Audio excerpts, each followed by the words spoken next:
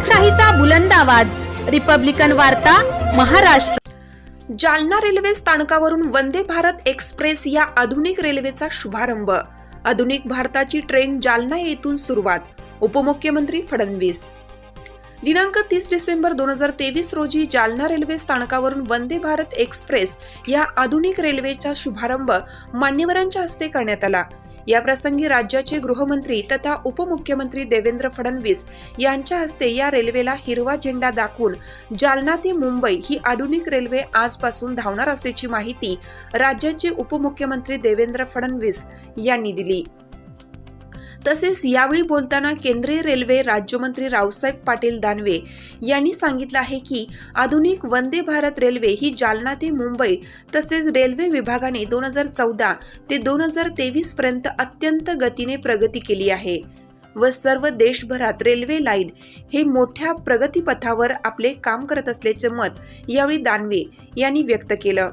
तसेच येणाऱ्या 2024 मध्ये देशाचे पंतप्रधान नरेंद्रभाई मोदी हेच होणार असून पुन्हा मोठ्या जोमाने ते काम करणार आहेत व प्रत्येक कानाकोपऱ्यात रेल्वेचे जाळे पसरवणार असल्याचं मत सुद्धा यावेळी दानवे यांनी व्यक्त केले।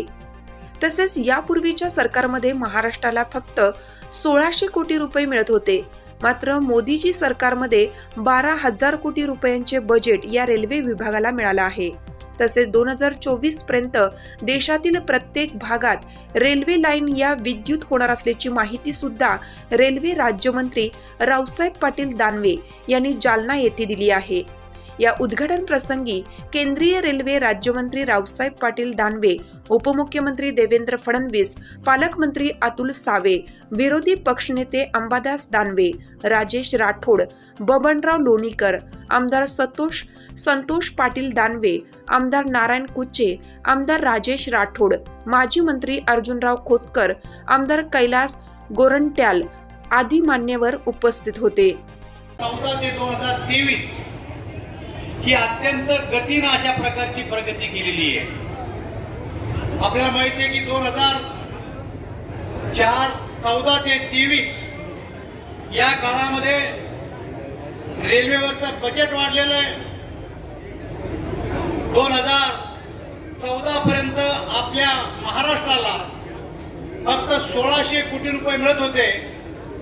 रेल्वेला या वर्षी 12,000 कोटी रुपयाचं बजेट मोदीजींनी दिलेलं आहे। आपल्याला माहिती आहे की 2006 ते 14 पर्यंत दररोज फक्त 4 किलोमीटरचा रस्ता पूर्ण होत होता, परंतु 14 नंतर 7 किलोमीटर व्हायला लागला। आता 23 ला 12 किलोमीटर पर डे व्हायला लागला आणि 2024 नंतर मोदीजी पुन्हा प्रधानमंत्री होणार आहे, त्यावेळेस पर डे 16 किलोमीटरचा रस्ता केला जाणार आहे। मित्र, वेळ कमी आहे, प्रधानमंत्री येणार आहेत। देवेंद्रजीचं आपलं ऐकायचं आहे। आपल्याला सगळ्याला माहिती, मी पूर्ण भाषण करत नाही, परंतु जालन्याच्या दृष्टीने वंदे भारत सुरू होते। मनमाड पासून संभाजीनगर पर्यंत 1000 कोटी रुपयाच्या दुहेरीकरणाला मान्यता मिळाली। त्याचं टेंडर निघालं, मार्च पर्यंत काम सुरू होणार आहे आणि संभाजीनगर नंतर पुढच्या कामाला सुद्धा रेल्वे खात्यानं सर्वेक्षण सुरू केले, त्याला पैसा उपलब्ध करून दिलेला आहे।